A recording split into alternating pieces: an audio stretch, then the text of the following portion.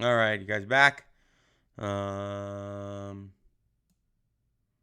Yo, there you guys are. All right. I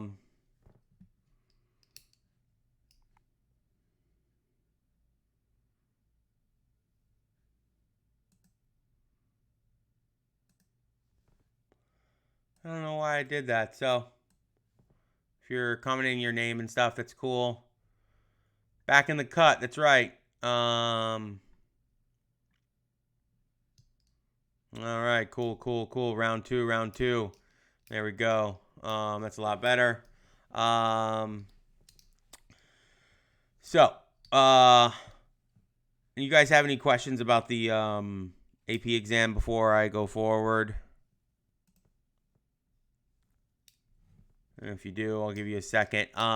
For the note cards, I will. It is already scheduled in Google Classroom. It'll post, and then it'll have the assignment. And it's gonna post at, what did I say? What did I put on there? 10:30, I believe. It's gonna post at 10:30, and then you'll have a certain amount of time to get it done.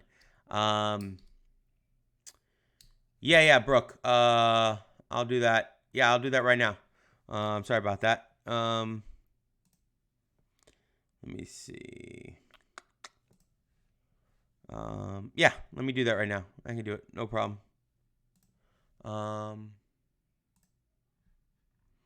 So, for your note cards, it'll post here in Google Classroom at 10:30, and then you will be able to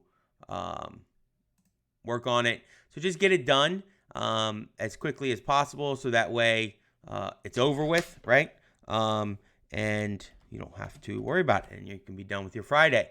I'm sure you guys all want to go out and do nothing this weekend and get to it, right?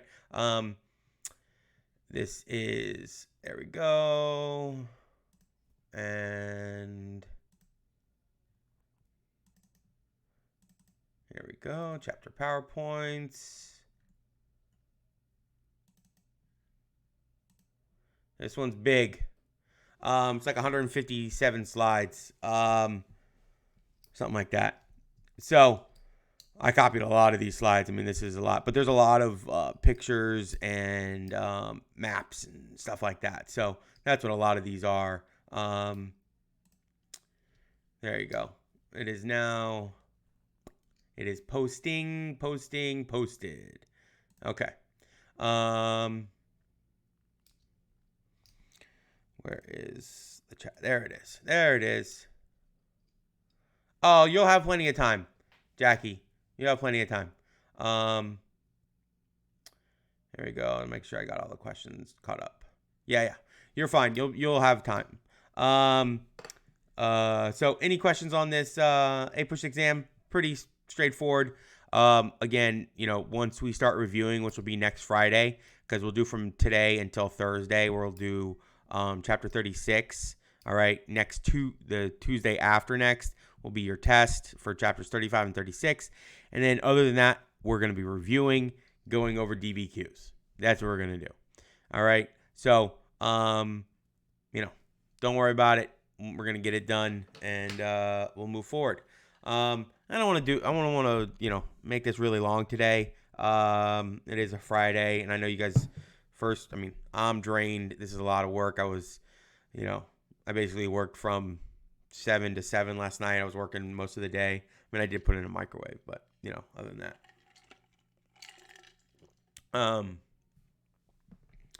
If you handwrite, you have the same amount of time as everybody else.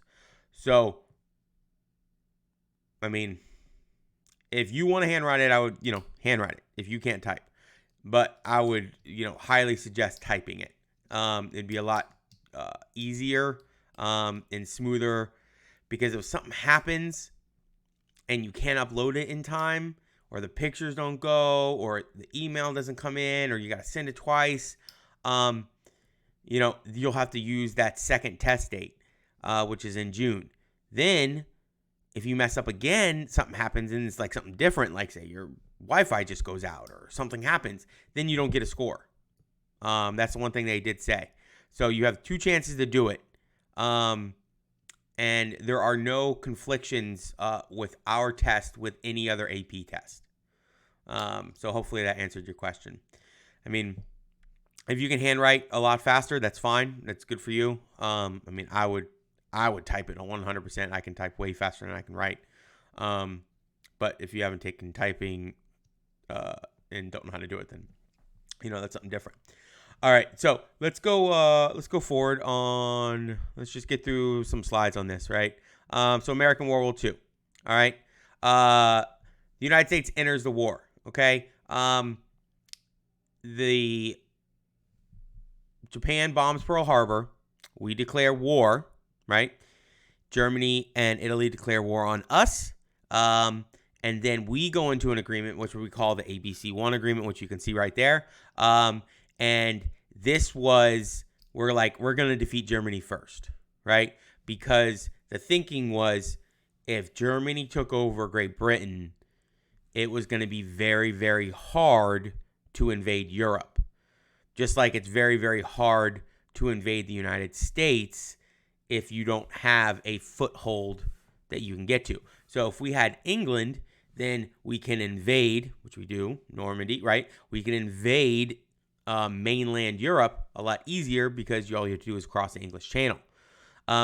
So we decide we're going to defeat Hitler first, and then we're going to go towards Japan.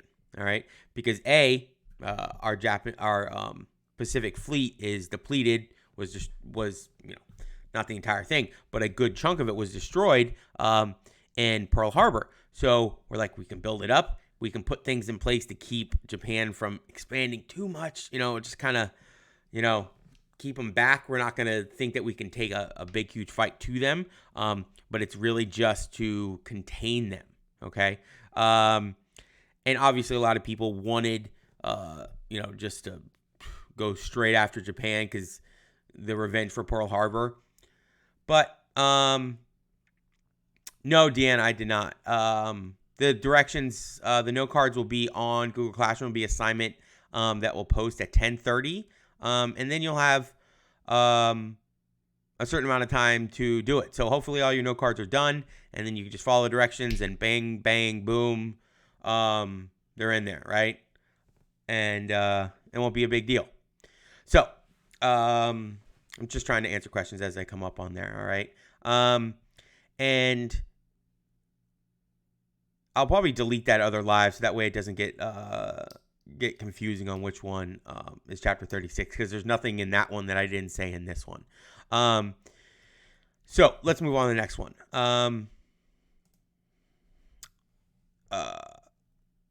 So what we are trying to do is that, like what I said, they're changing economy from civilian to war production. All right, is a big deal because remember. It's kind of like what's going on now, right? We're changing GM and Ford. They're changing from producing cars to trying to produce ventilators. There's many factories that are changing what they are doing to try and help out COVID-19 responses. And it's pretty much the same thing. It's the president allowing or asking and then also almost forcing them. Yeah, I'm sure. Yeah, it doesn't matter about the AP exam, Cameron. And we want to make sure that Great Britain or Soviet Union is not defeated. Okay, that's a big part of it. Because if they're defeated, especially Great Britain, if Great Britain gets overrun, we're all in it, right? That's going to be no bueno. No bueno. Okay. Yeah, they haven't told us about that. I'm pretty sure I'll get some information, Pia, about signing up for it from Miss Lent here today or, early next week. So I'll definitely keep you guys apprised of that information. All right, let's move on. I think I got enough time on that one. And so we have, this is a big part of it. The immigration have been restricted for 20 years. So most of the people, even German and Italians, were supportive of what's going on. And because we were been in such an isolationist, kind of time. And also we were in the Great Depression, and who's coming here during the Great Depression, right? You're not going to have a lot of immigration during the Great Depression. Is all the people that are here are kind of buying into the American, psyche. They're Americans. I mean, there still can be immigrants and they still, love their home country. But they are here. They are doing things here. And they've been here for a long time. So that's key for the next things that we're going to talk about, or the next thing that we're going to talk about, which is the Executive Order 9066. All right. So this kind of shows you how much power the President of the United States has, especially in modern times, even though you guys think this is, forever ago. It's still, fairly modern. And hold on, I need a sip of water. And so this was the Japanese internment camps, okay? And you can see I have a map here coming up there that's going to kind of show where they were. Most of these people were citizens of the United States. So, I mean, that's the key thing here. Think about if you were a citizen of the United States and you're put in an internment camp because the country your parents or grandparents were from is going to war with your current country. All right? So they're putting you in an internment camp because they think you're going to be a spy. And this is what FDR did. Okay? There's not enough information about this. People don't talk about this enough, and how horrible this was for these people. And they just told you how to go to a camp. It's not like a concentration camp. Don't get those two things confused. They're not killing them. But they're killing their business. They're killing their livelihoods for the duration of the war. They put them in these camps. So, and I mean, we had talked about a lot of prejudices in the West Coast about against a lot of Asian Americans coming over, both Chinese and Japanese. And this just kind of fed into it. And so people didn't really stand up against it. And the only people that did were the Japanese, and people were like, whatever, you bombed us. They were being ridiculous. And so if you look here, I have on this map, it shows a little people walking. I don't know why they chose that to represent an internment camp. The relocation camps, right? And this was where they all were. All right. So all along here is these Japanese internment camps where U.S. citizens, were put into camps. So here's an example of anti-Japanese sentiment on the West Coast. So this is why I say do not use the term Japs ever. It is highly derogatory and racially charged. So don't use that. We're showing it here. It is something that is historical, and this guy's smiling about it. Looks like his name is Uncle Joe. I don't know. And he's got some big old ears. That's one thing they say, fun fact, that your ears never stop growing. Yeah, David, they did it completely out of fear. And the spies were not a real threat to the United States. No. It was out of fear completely. This is, one of the worst things that we've done as a country to one group of people for, that are American citizens. And not taking away the things that we did to Native Americans. Those were horrendous too, or to the slaves and stuff like that. But I mean, these were American citizens that were just fine right before on December 6th, right?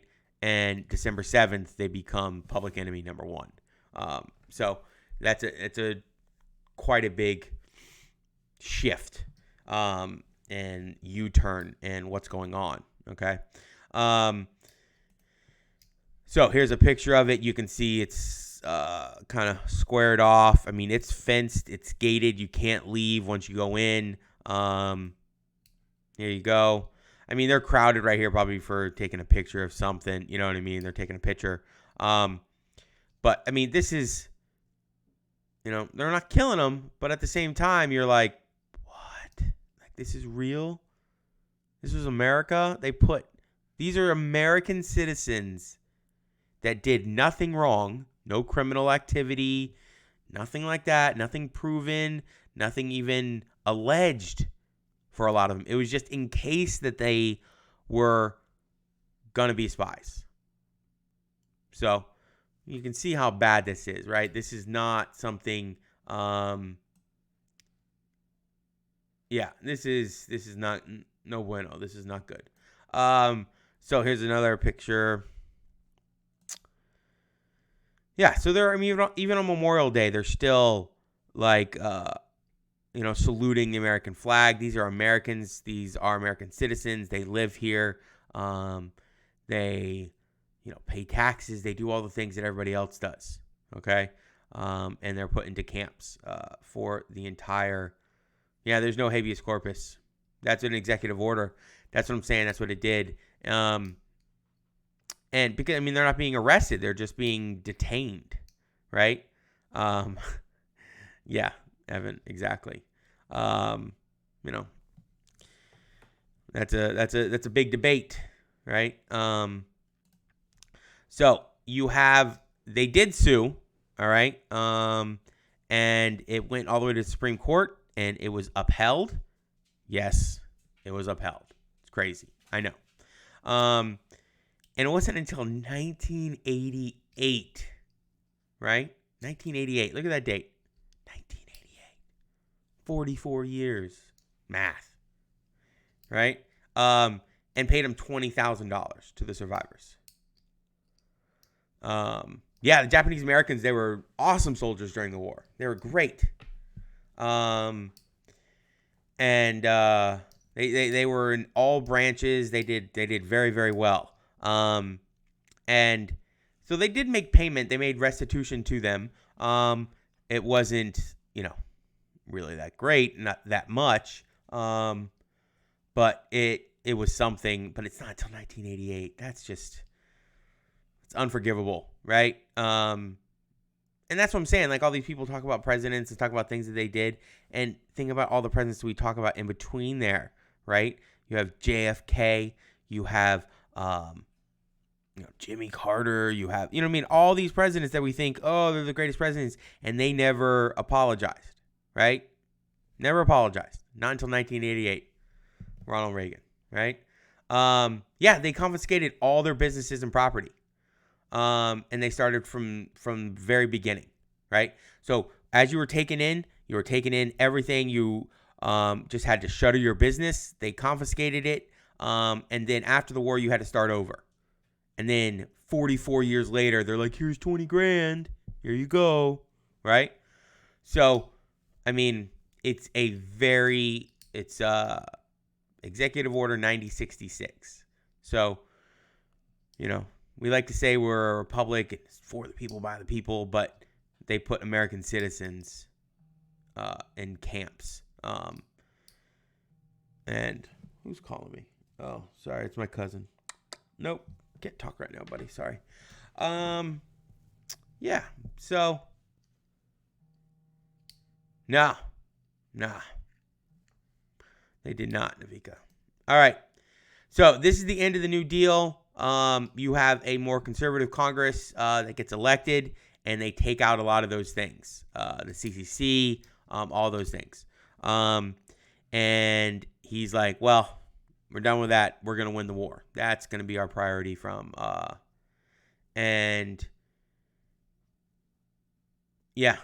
you, Nicholas. It was, the priority was winning the war. So you have a conservative Congress elected in 1942. All right. That's going to be your midterm election. All right. And so they take out a lot of different things. I have too many cups on my table here.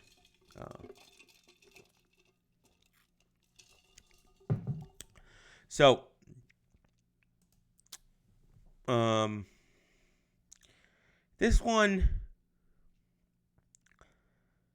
it wasn't as idealistic, but especially once we start getting, because people don't realize what's happening. with the Jewish population in Europe. And I mean, even the people that, in government that did know, they're not really doing anything about it. So there's not that push as much. But it's going to get like that very, very quickly. And so our U.S. economy, okay? Now, the War Production Board, that's important. So as I'm doing all this and I'm giving you guys all this information, right? I'm thinking about, because it's just my mind's going and going and going. I'm thinking about your test. So, this stuff here, you're not going to get a lot. It's probably not, your test probably isn't going to be on World War II.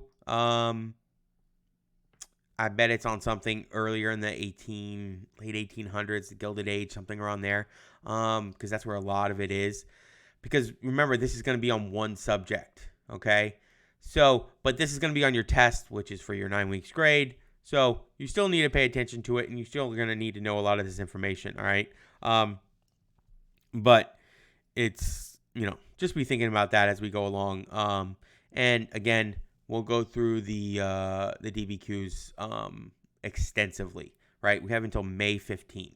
So we'll finish next week. So we're going to have a month. We're going to have 4 weeks to review, all right, information that you've already done. So we have plenty of time to get it all done. Don't worry about it. Looking forward to it. It's going to be fun.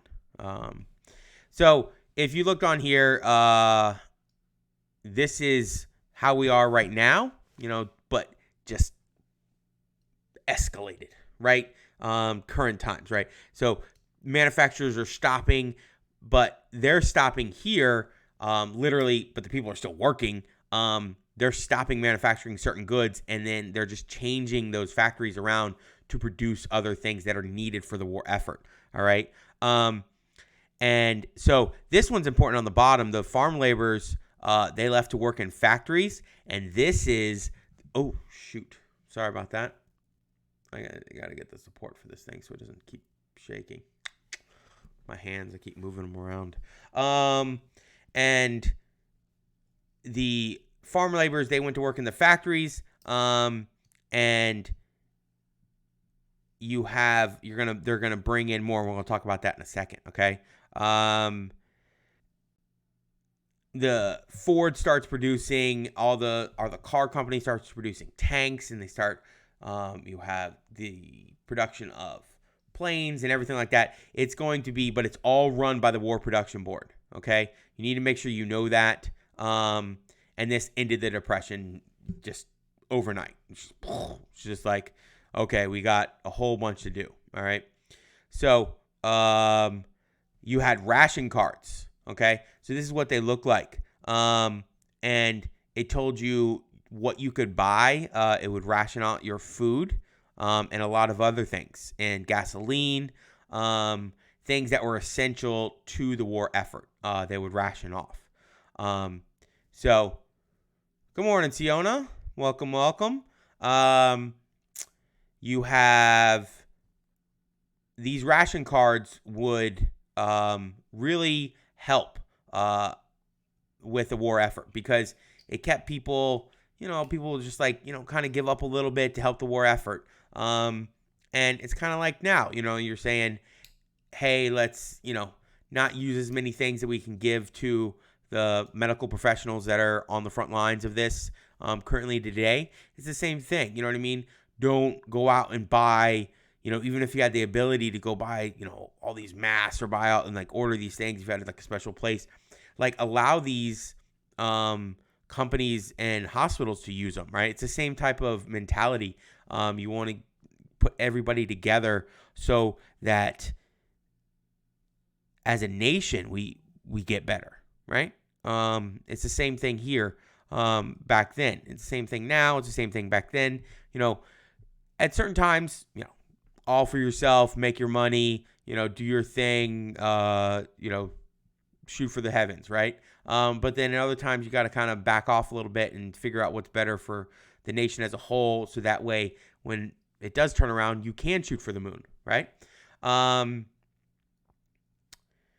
No, the businesses made money. They just couldn't sell all of it. So, like say if you're a grocery store, you know what I mean? You would only get a certain amount of food and it would be sold. Now, the government was helping businesses a little bit more.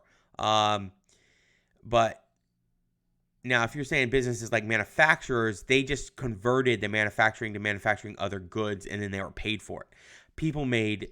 Business owners made a lot of money during World War II because we come out of World War II in the 1950s and everybody's got money, okay? The middle class is just rich. This is where the suburbs come in, 1950s. That's why I really still want to talk about the 1950s and the post-war period because just it's a spectacular time for the United States. And you know, a lot of stuff after the World War II, but we'll get to that. So let's go on. Let's move forward. Now, so you did have a little bit of inflation, okay? That's because you had full employment and a lot of the consumer goods weren't available. And you had some black markets, right? Meat, butter, sugar, and gas. So people would be like, hey, man, I got some butter over here. You know, they'd be like, oh, what you got? Well, I got sweet cream. Oh, man, I need some unsalted. You know, I think you got some guy with a coat and he's got meat hanging from inside of his coat, you know, like, oh, I need a whole fillet, man, for New Year's. Oh, I got you right here. He like opens his coat and pulls out a whole big old fillet. It's like, no, I need a ribeye. I need a burger. No, but then you did have some black markets, right? Because whenever, you know, there's enough demand, there's going to be somebody that's going to meet that supply, right? That's going to meet the demand with some supply, however they can do it. Yeah, toilet paper is the new butter. Exactly, the same thing. I saw some picture. I meant to save it and put it on here. It cracked me up. It was a picture of a race car and it was like sitting on somebody's dining room table and was made out of pasta boxes with toilet paper as the wheels. It was just kind of funny. So the and this is the thing, the War Labor Board, okay, they put a cap on how much could be paid, right? And the problem with that is it's like they're working a lot. They're doing what's asked of them, and the companies are making buku dollars, right? Just crazy amounts of money, and the workers are like, we should be getting paid too. And so there were some strikes about it.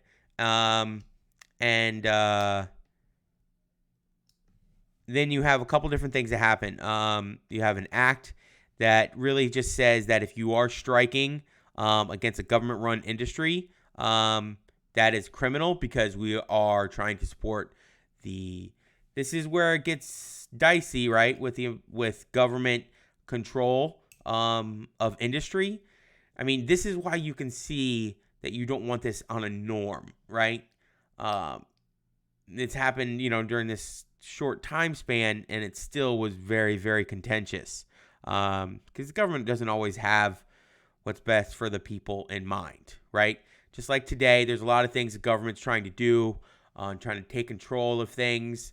You know, little tiny mayors. I think I said it yesterday in one of the live broadcasts that like, I have a friend who has a house, or a family friend that has a house somewhere, and because it's not their main house, the mayor's like, you can't go to the house because you're not a permanent resident. And I'm like, man, if they try to tell me I couldn't go to my lake house because I'm not a permanent resident, I'd be like, okay, well then you're not getting taxes, right? I pay taxes the same as everybody else in the county.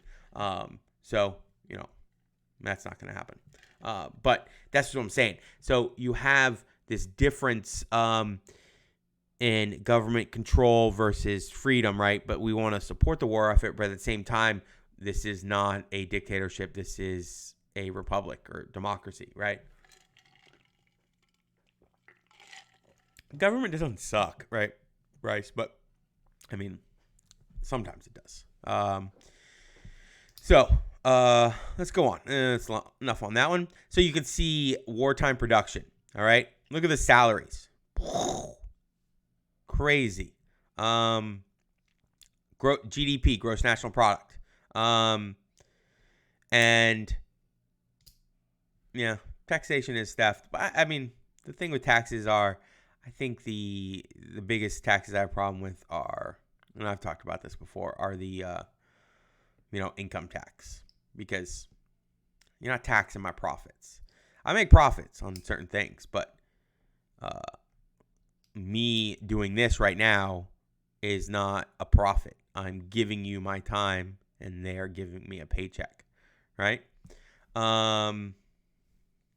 Oh yeah, it's all about the you.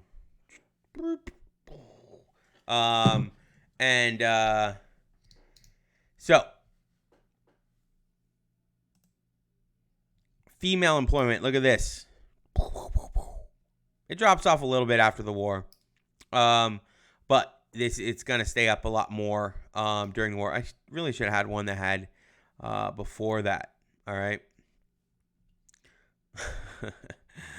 Okay, Evan.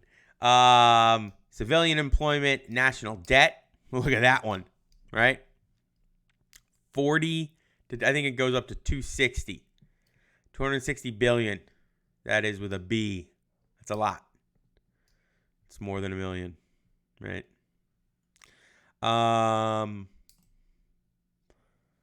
Which one? Let me see where we're going to stop here. So 15 million men are drafted into the Army. That's a lot of people, man, in the Army. And so this is why you have these braceros. Maybe I said that right. Somebody tell me I did. Braceros. That sounds right to me. In my room, in my office. It sounds perfect. And they were brought over to help with agriculture work, right? So here you go. Imported during World War II, harvesting some crops. Looks like they got carrots, right? Where's Bugs Bunny? All right. What are we on? 23, 152.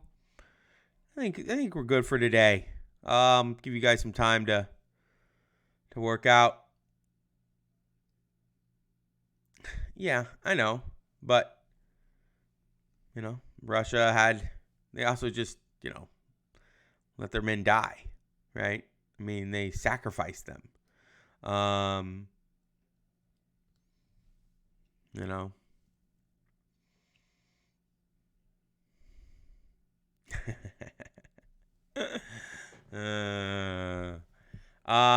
So we'll stop here. And because we'll do about, we have until next Thursday to finish it up.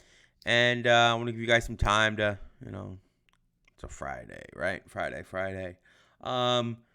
So once I get that information at noon, the email should go out about your A-Push exam. If I get more information than what I put, I will let you guys know. Keep you informed. Still haven't heard anything even from my the teacher friends who teach ACE, too much about ACE. So I don't know. I mean, if I hear things, I'll let you guys know whenever I hear it. But AP should be coming out at 12 at noon, right? Thank you, Bianca, for showing up. Putting your name. Maybe you've been here. Yeah. So we're going to figure this thing out. We're going to be good to go. We're going to have a whole month of review for the A-Push exam. So don't stress about it. The note cards will be due. There's a number of you. 10:30, Cameron. There's a number of you who didn't do the RCQ yesterday. I believe there was like 12 or 13. And Oh, thank you, Alyssa. Yeah, so I don't even remember what I was saying now. Yeah, well, oh, you have the note cards, and oh, there was like 13 people who didn't do the RCQ yesterday. I don't know. I guess you didn't want the 15 points. I mean, that's about as easy as an RCQ as it gets, right? That's 15 RCQ points. That's gonna be hard to make up. I don't know what to tell you. I gave you over 12 hours to do it. 13 hours for 3 questions. I don't know. I saw like 4 people did it in the last 5 minutes that it was due. So, whatever. If you don't get your name on this, make sure you comment live. And we will see you guys later. And I'll talk to you. So, A Push Green out. We'll see you guys later, right? I know I've said that way too many times. So, bye-bye, guys.